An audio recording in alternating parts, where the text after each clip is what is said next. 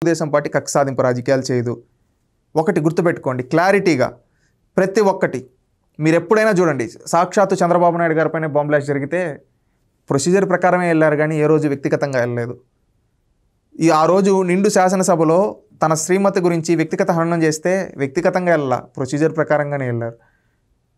తర్వాత ప్రజలు ప్రొసీజర్ ప్రకారం అంటే ఆయన ఆ రోజు చెప్పాడు ప్రజాక్షేత్రంలో తెలుసుకుంటాను, ప్రజలు వాళ్ళని ఎక్కడ కూర్చోబెట్టారో చూస్తున్నాం.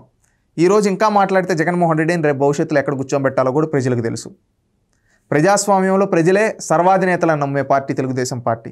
సమాజంలో ఉండే ప్రజలే దేవుళ్ళుగా భావించి పనిచేసే పార్టీ తెలుగుదేశం పార్టీ. మా పని ఏంది, మా బాధ్యత ఏంది, ప్రజలకు పంచి చేయడం, ప్రజలకు అభివృద్ధి సంక్షేమ కార్యక్రమాల ద్వారా చేయడం, సంస్కరణలు తీసుకొని రావడం, సుపరిపాలన అందించడం తెలుగుదేశం పార్టీ. ఆ విధంగా చేసుకుంటూ పోతాం. ఇలాంటి జగన్మోహన్ రెడ్డి లాంటి వ్యక్తులు ఎన్ని మాట్లాడినా ప్రజలతోనే వాళ్ళకి సమాధానం చెప్పిస్తాం. ఫైనల్గా వాళ్ళని రాజకీయ సమాధి చేస్తాం.